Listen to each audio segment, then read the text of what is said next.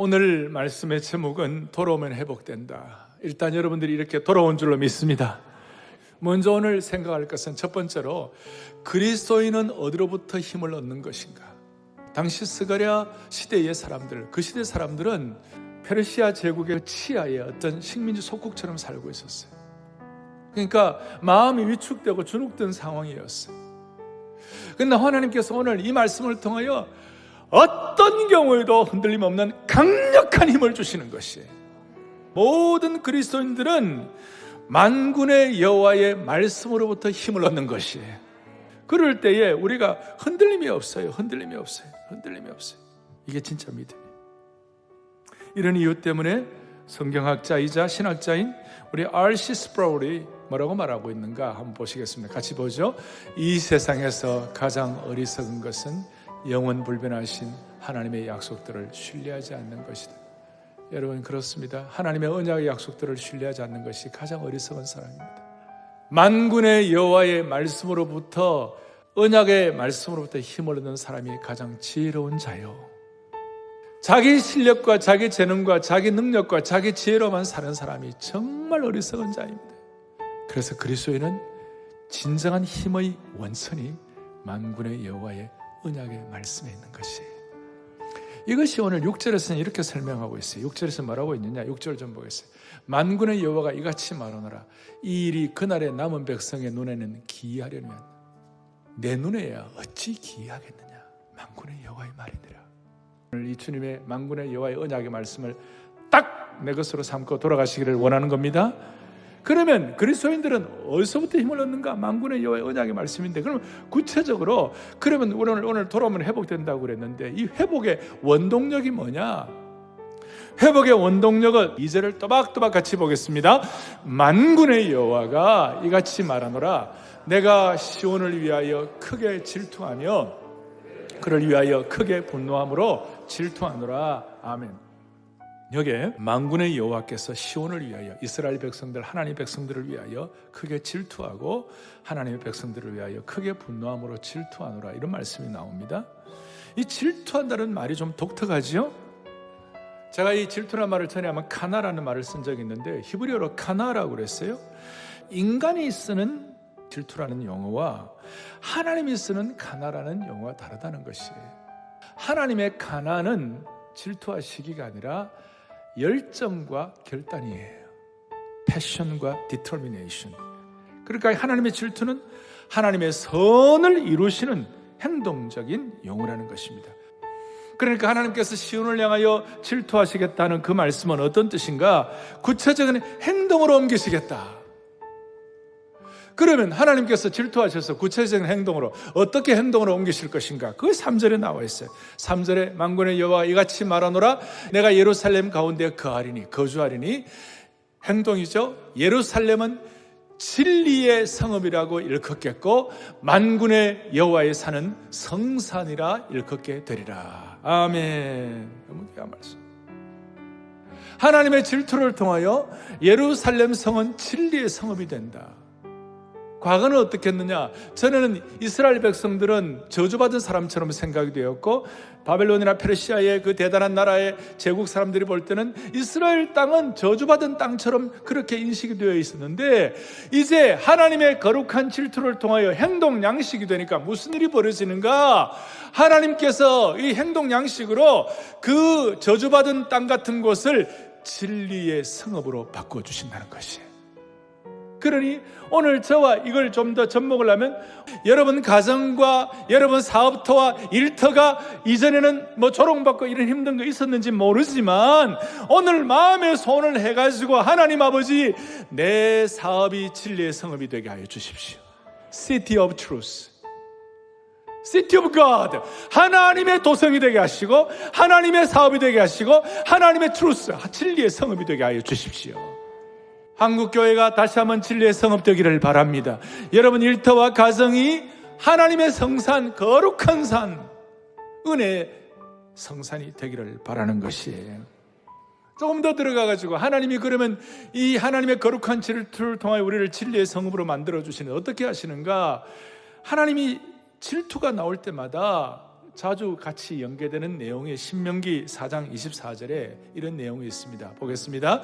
너의 하나님 여호와는 소멸하는 불이시요 뭐예요? 질투하시는 하나님이에요. 하나님이 질투하실 때에 하나님은 소멸하는 불이 되신다. 그것이. 그 소멸하는 불을 통해 무슨 일이 벌어지는가? 그 모든 더럽고 오염되고 누추한 것들을 하나님이 정화시켜 주시는 것이. 우리의 가정을 정화시키고 우리를 단지 태워버리는 것이 아니라 중요한 것은 회복을 위한 정화와 정결의 불의 역할을 하시는 하나님의 질투인 줄 믿으셔야 되는 것이. 코로나 시대의 어려움으로 끝이 아니에요. 앞으로 하나님께서 이 모든 일을 통해 우리를 정화시키시고 우리를 진리의 성으로 만드실 것을 기대해야만 할 것입니다. 이런 의미에서 하나님의 질투는 우리 편에서는 우리를 지키시는 보호막이요, 우리를 지키시는 안전장치가 되는 겁니다. 이제 중요한 것입니다. 자, 그리스도인은 만군의 여호와의 언약의 말씀으로부터 힘을 얻습니다. 그리고 그 힘을 얻는 중요한 원동력 중에 하나가 하나님의 거룩한 행동 양식인 하나님의 질투를 통하여 우리가 정화되는 것입니다. 세 번째로는 오늘 질투를 통한 하나님의 회복의 구체적인 영역을 우리가 이제 4절부터 쭉 뒤를 이어서 볼 거예요. 시간의 제한 때문에 나머지는 제가 다음 주에 할 것입니다만은 먼저 진리의 성읍이 될 때에 그 진리의 성읍이 어떤 성읍이 되는가 구체적으로 보여주시는데 4절 5절에 참 귀한 말씀이에요. 또박또박 같이 우리 고백하겠습니다. 만군의 여호와가 이같이 말하노라. 예루살렘 길거리에 늙은 남자들과 늙은 여자들이 다시 앉을 것이라.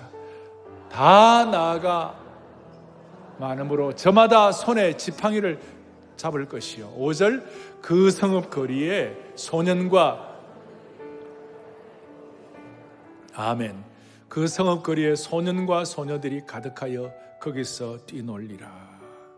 구체적으로 어떤 뜻인가 하면요, 모든 약육강식이 주도하는 그 무질서의 시대가 끝나고 다시 한번 평화와 안전이 회복된다는 것이.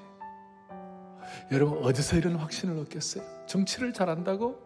아닙니다. 국가가 여러분 돈을 주면 하루 이틀은 좋을지 모르지만 그렇지 않습니다. 사회적으로 할 수 없는 일입니다. 하나님이 이렇게 주셔야만 하는 것이에요. 여러분 그들은 내 백성이 되고 나는 진리와 공의로 그들의 하나님이 되리라 하는 이 내용은 하나님의 독특한 언어 방식이에요. 하나님의 독특한 언어 습관이에요. 출애굽기라든지 예레미야라든지 여러 곳마다 하나님께서 이 비슷한 말씀을 하시는데 너희는 내 백성이 되고 나는 너희의 하나님이 되리라. 창조주 하나님이, 만군의 여호와 하나님이 우리의 하나님이 되어주시겠다. 자, 이제 조금 정리를 하십시다. 오늘 23절 만군의 여호와가 이와 같이 말하노라. 그날에는 말이 다른 이방 백성 10명이 유다 사람 하나의 옷자락을 잡을 것이라. 곧 잡고 말하기를 하나님이 너희와 함께 하심을 들었나니 함께. 아멘, 아멘, 아멘.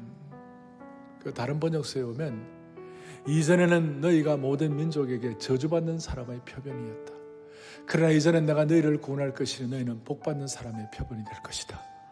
이전에는 너는 저주받은 땅이야, 이전에는 너는 저주받은 사람이야 하는 그런 사람들도 이제는 너는 복받은 사람의 표본이 될 것이라.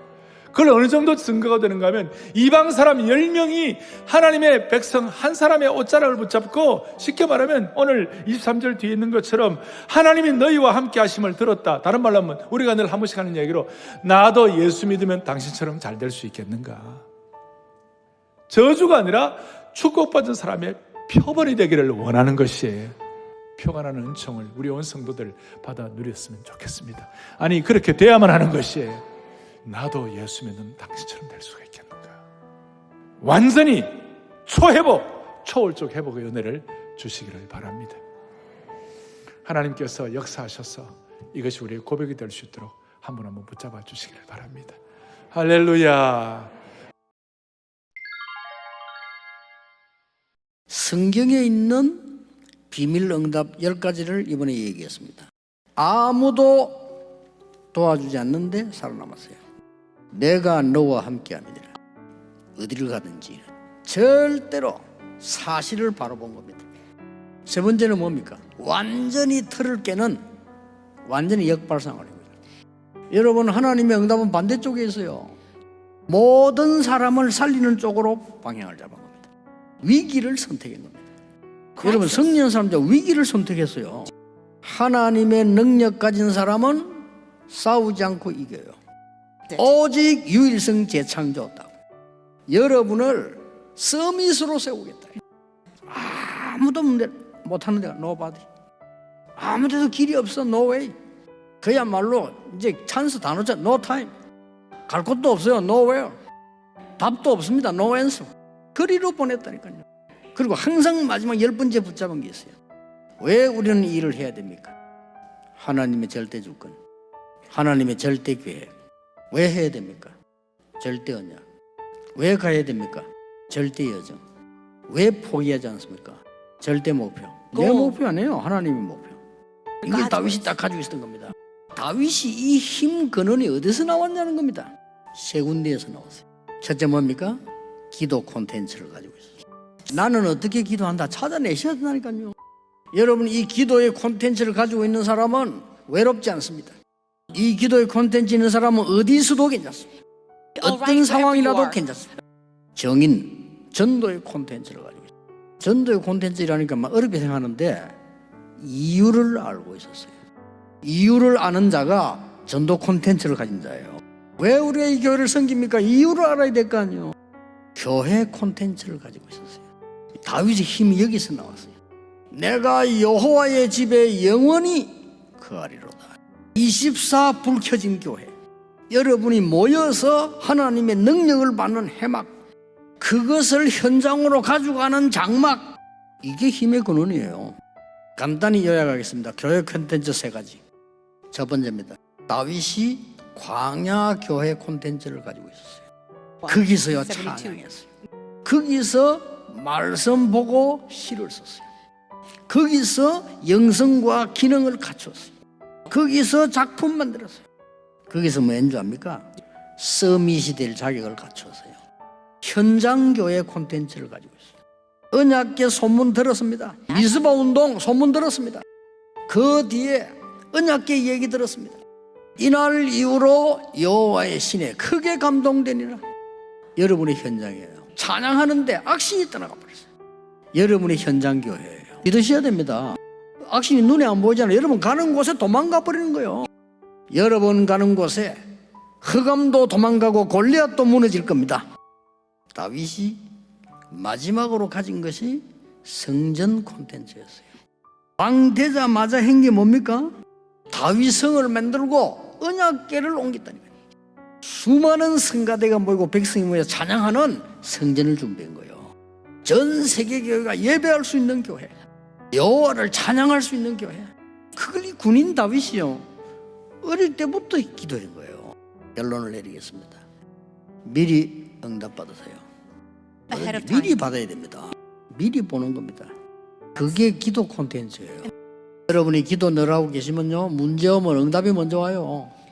그래서 교회 콘텐츠만 되세요. 군 안에 있는 교회, 밖에서 예비역들이 모이는 교회. 여러분들이 바로 그 축복받는 사람들이에요. 가기 전에 가르쳐야 되는 교회, 앞으로 237 나라를 연결시켜야 되는 군교회. 빈 곳을 찾아라. 버려진 곳 찾아라. 쉬워요. 문제 있는 곳 찾아라. 위기 있는 곳 찾아가. 완전히 죽은 상태에 있는 거 찾아가. 오늘 여러분 영적 이스라엘 축복을 누리는 정말 영적 군사 되기를 주 예수 이름으로 축복합니다.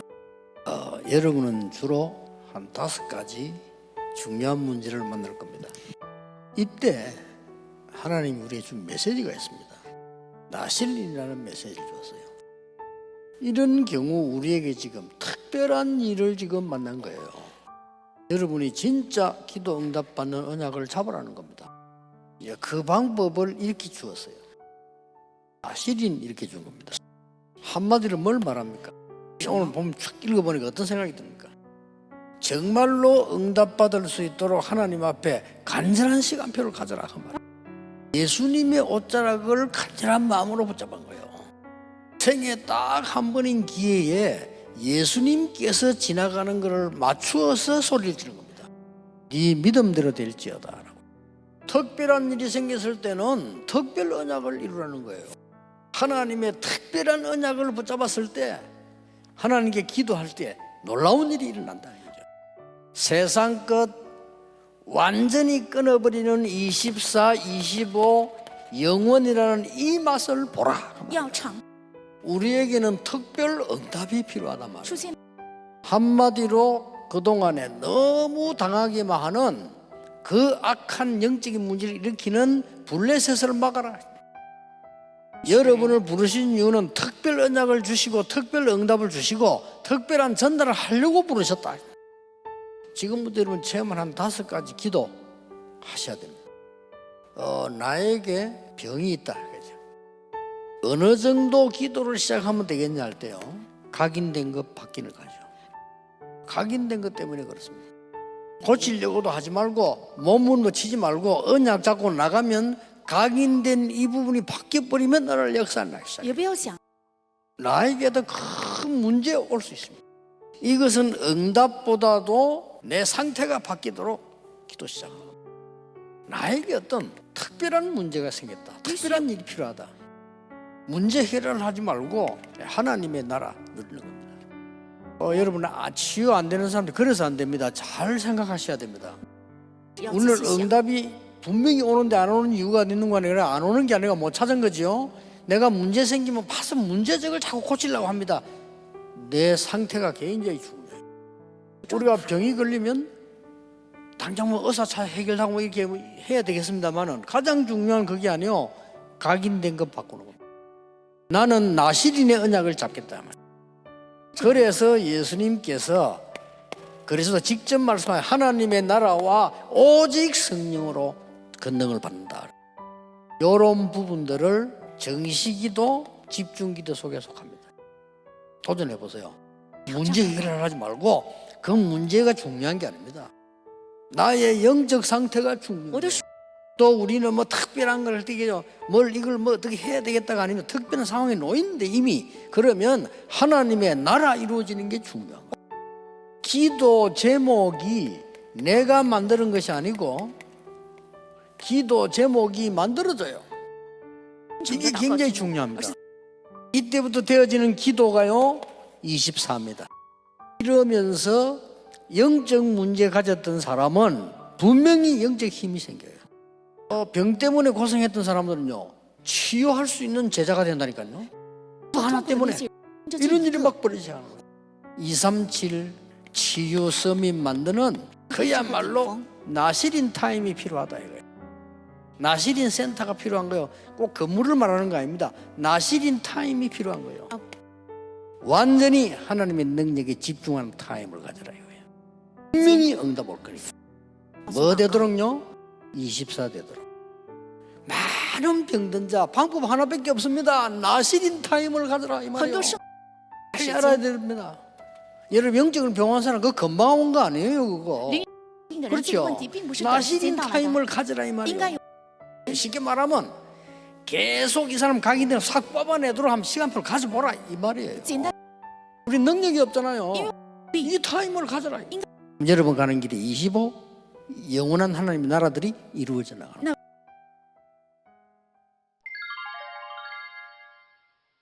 오늘 설교는 그 2가지 이야기를 드리는 것으로 시작하려고 하는데요.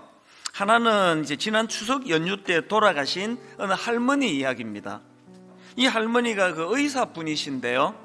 놀랍게도 돌아가시기 직전까지 매일 10명 이상의 환자를 돌보는 그야말로 우리나라의 최고령 의사셨다. 이게 첫 번째 이야기고요. 이 2번째 이야기는 그 카네기 행복론이라는 책에 나오는 한 이야기입니다. 1945년도에 해군 소속으로 전쟁에 참전했던 로버트 무어 씨 이야기인데요. 이 로버트 무어라는 이분이 이제 어느 날 그 전쟁에 참전해가지고 이제 잠수함에 탑승을 했는데요. 적군인 일본군의 구축함, 유조선, 또 기뢰 부설함 이런 것들이 다가오는 겁니다. 근데 불행하게도 의뢰 발사 장치가 고장이 난 상태예요. 그래서 이제 이 일본군이요, 막 무차별 공격을 이제 퍼부어대는데 무려 15시간이나 공격을 했대요.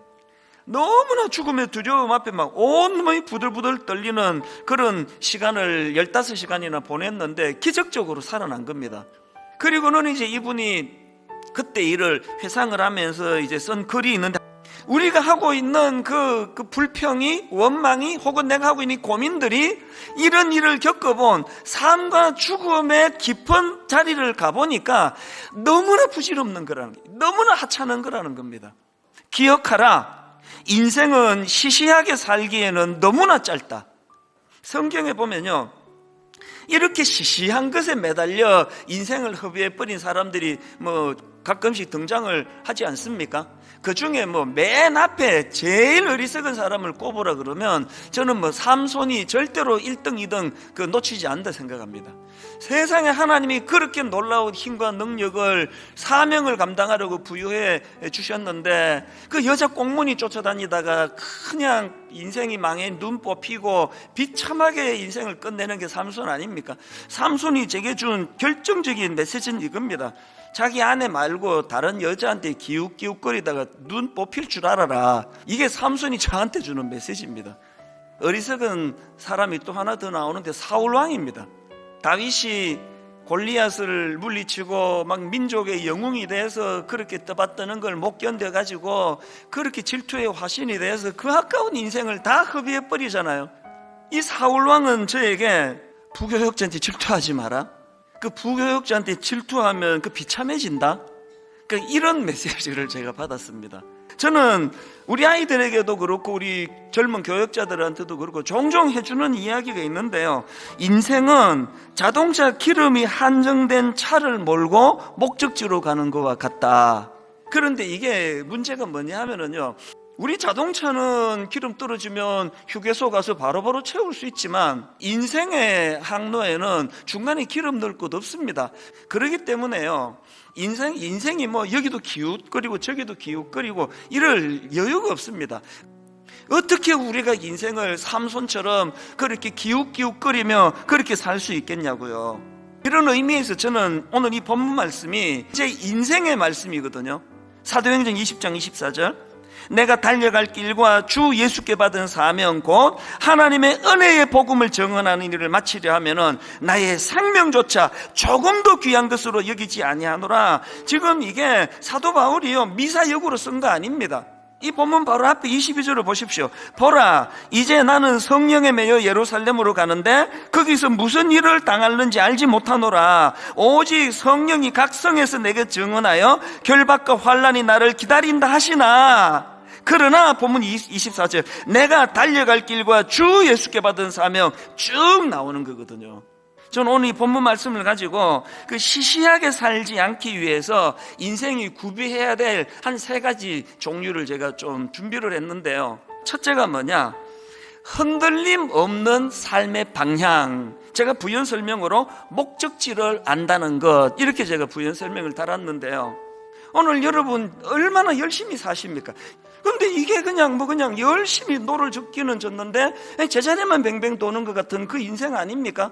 어떻게 하면은 이 제자리를 맴도는 현실을 우리가 박차할 수 있느냐? 여러분, 우리가 사도 바울에게서 배워야 되는 진짜 중요한 게 오늘 본문 사도행전 20장 20절에 다 담겨져 있습니다. 그 중에 맨 앞에 나오는 이 말씀, 내가 달려갈 길과, 여기 나오는 달려갈 길 할 때 이 길은요, 헬라어로 드로모스라는 단어인데 우리말로 경주 혹은 경주 트랙, 이런 뜻을 갖고 있습니다. 여러분, 올림픽 할 때 그 선수들 보시잖아요. 집중해서 목표물 결승전을 향해서 몰두하고 있는 게 그게 선수거든요. 여기서 사도 바울이 말하는 달려갈 길이 바로 그거예요.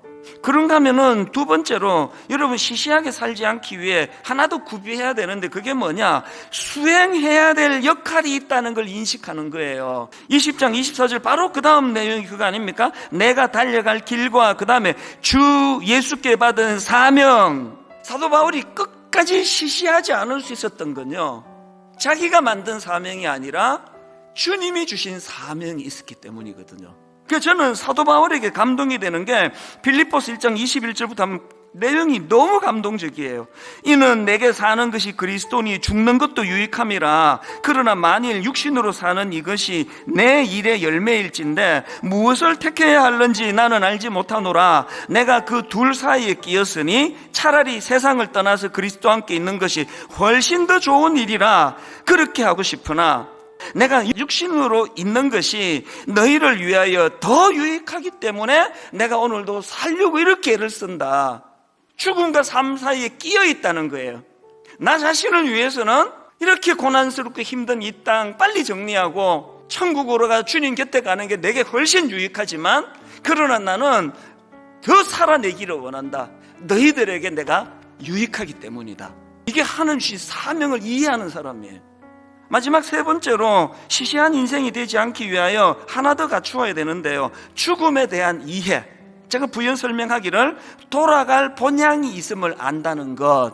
본문 24절 뒷부분에 그 내용이 나옵니다. 내가 달려갈 길과 주 예수께 받은 사명 곧 하나님의 은혜의 복음을 증언하는 일을 마치려 하면은 나의 생명조차 조금도 귀한 것으로 여기지 아니하노라. 사도 바울은 어떻게 끝까지 그 고난의 길을 변질되지 않고 완주할 수 있었을까? 바로 그 대답이 디모데후서 4장에 나와 있는 걸 제가 이번에 새롭게 또 감동이 되더라고요. 6절부터 보십시오.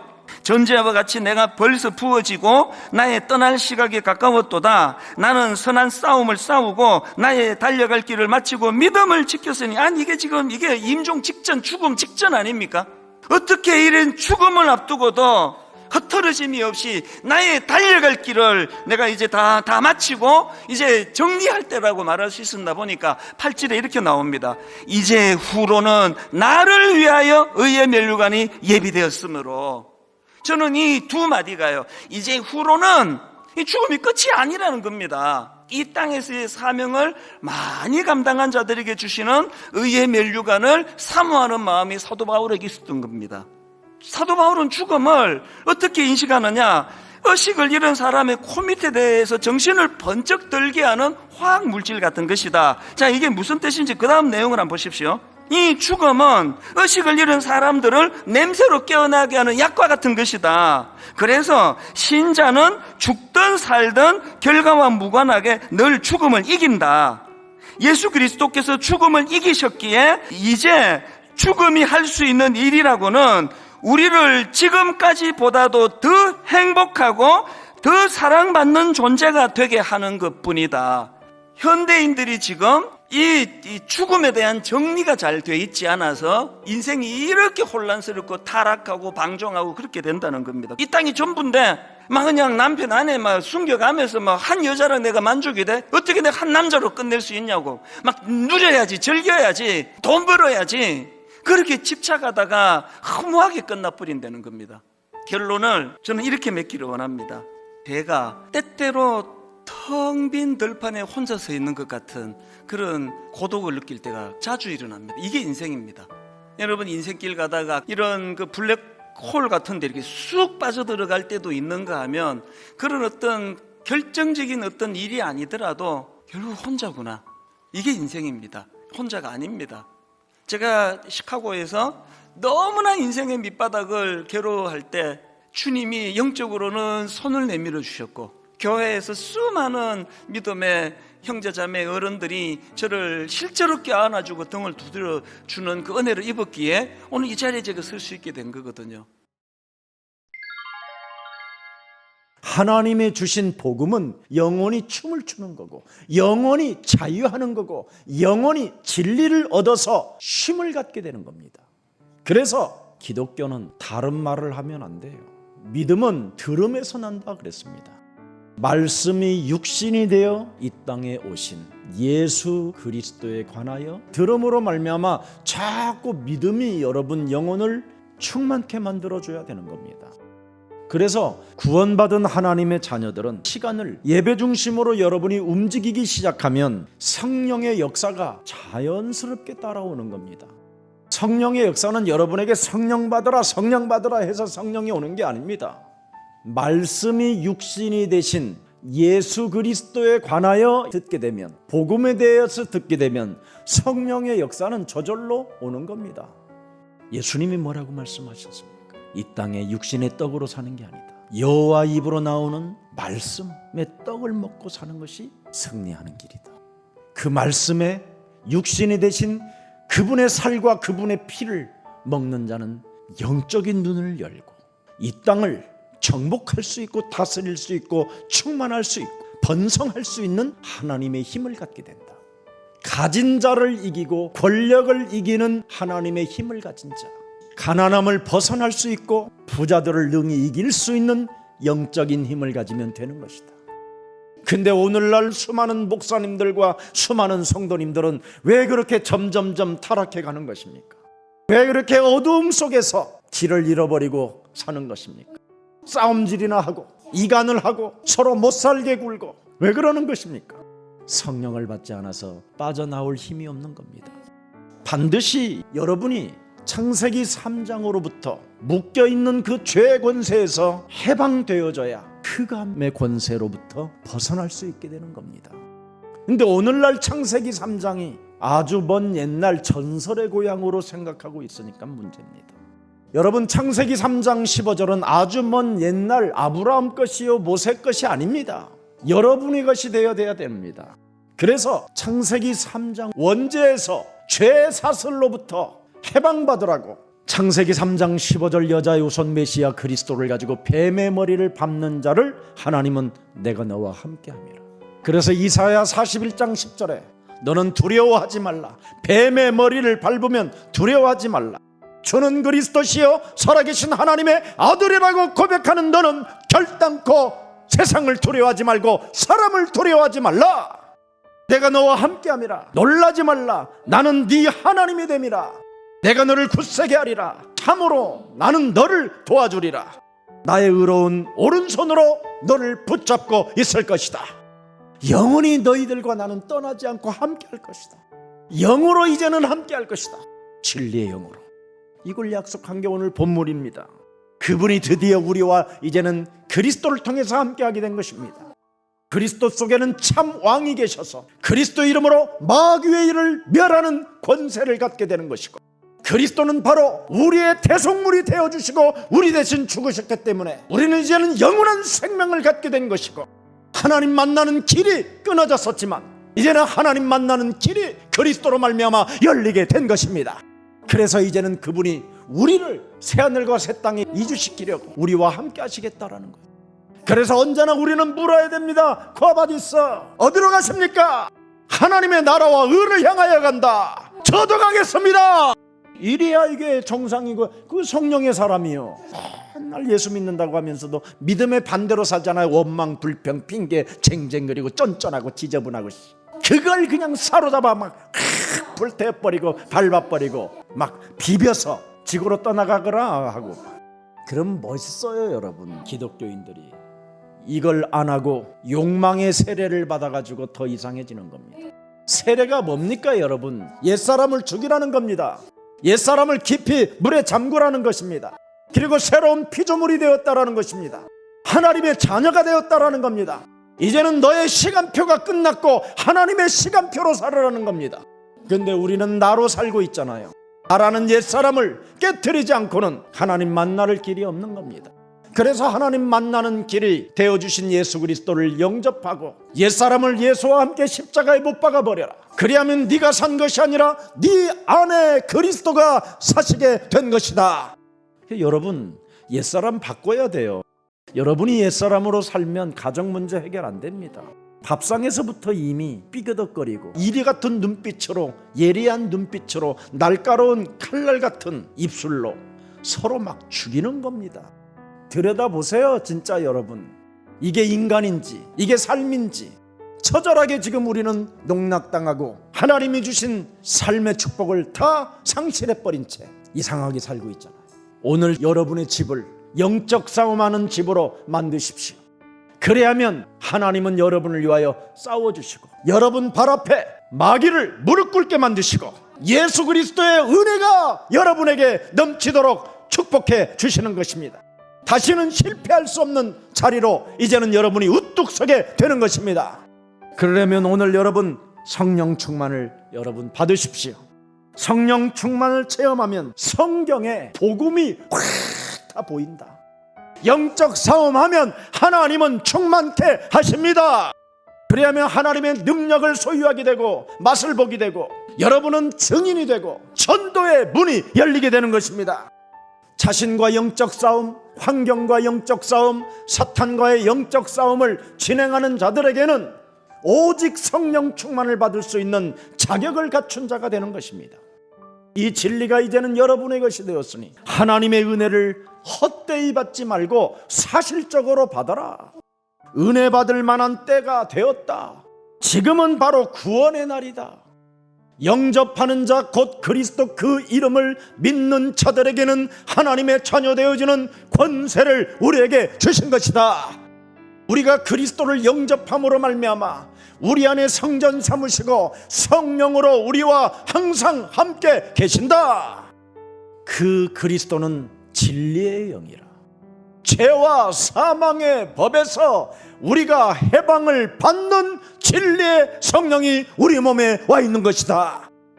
너희는 다시 무서워하는 종의 영을 받지 아니하고 양자의 영을 받았으므로 창조주 하나님이여 우리의 구원자요 우리의 구주요 우리의 임금이요 우리가 십자가에 달아 못 박혀 죽인 그 예수가 우리가 영접함으로 우리의 구주가 되어 살아계신 창조주 하나님을 새 하늘과 새 땅을 건설하실 수 있고 못하시는 일이 없으신 그분이 우리의 아빠가 되어 주셨다. 우리는 상속자가 된 것입니다. 그래서 그리스도를 소유하고 그리스도 그 이름을 높이고 그리스도 그 이름을 부르는 자를 하나님은 부욕해 하시는도다. 오늘 귀중한 약속과 축복의 말씀이 담겨져 있습니다. 요한복음 14장 13절에 잘 나와 있어요. 너희가 내 이름으로 무엇을 구하든지 내가 행하리니 이는 아버지로 하여금 아들로 말미암아 영광을 받으시게 하려 하심이니라. 나를 믿는 자는 나의 하는 일을 저도 할 것이요 또한 이보다 더 큰 일을 행하게 될 것이다.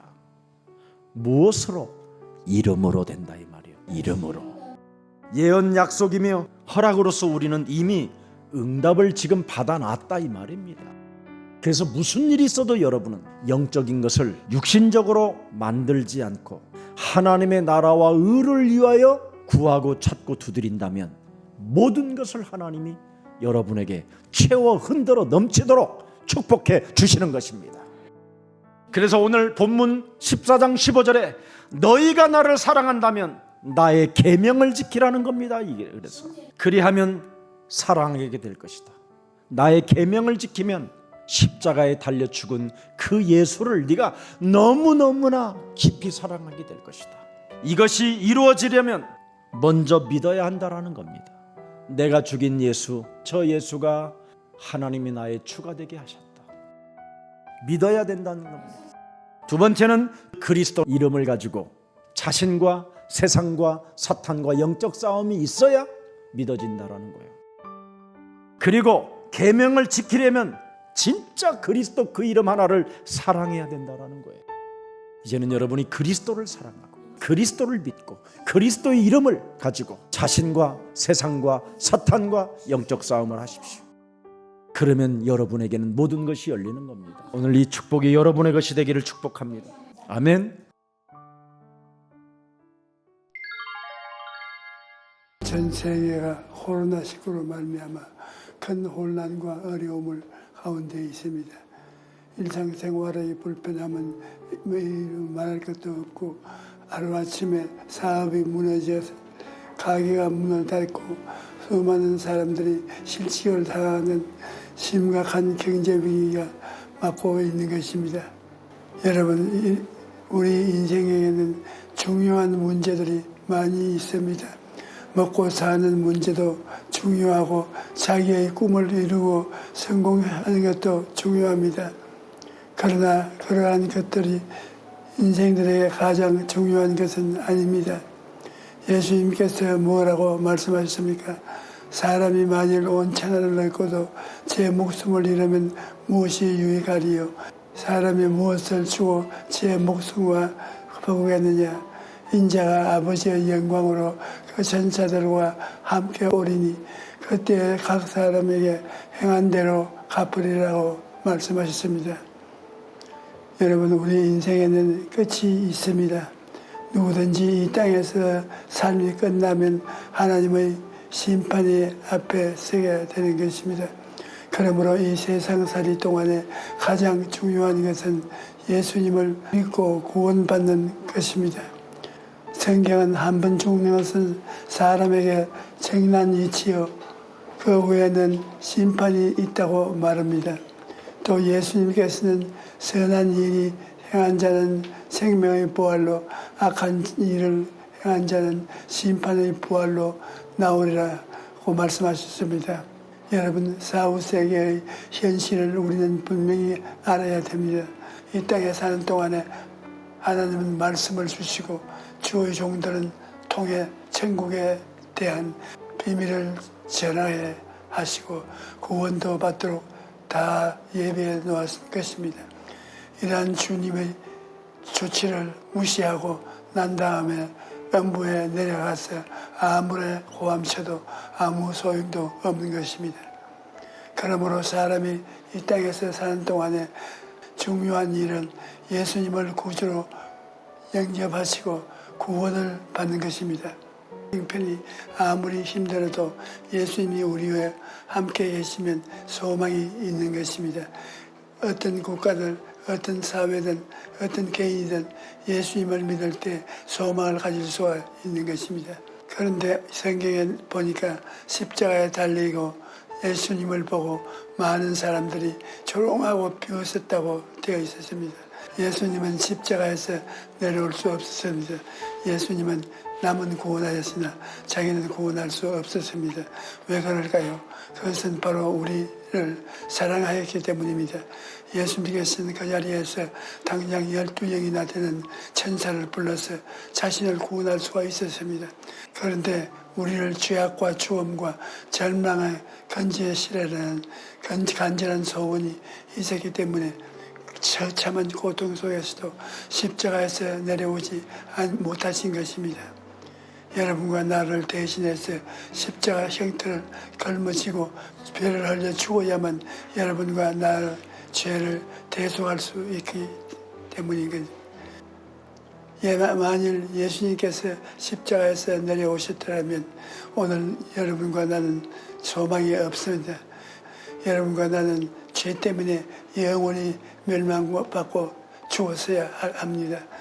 여러분과 나를 쥐어잡을 원수 마귀가 사망과 음부의 권세를 가지고 입을 딱 벌리고 한 사람 한 사람의 영혼을 영원히 삼켜버리려 말았을 것입니다. 이러므로 예수님께서 우리를 대신하여 십자가의 고난을 견디고 죽으시도록 막중한 대가를 지불하셨기 때문에 이제 누구에든지 예수님을 믿기만 하면 구원을 받을 수가 있는 것입니다.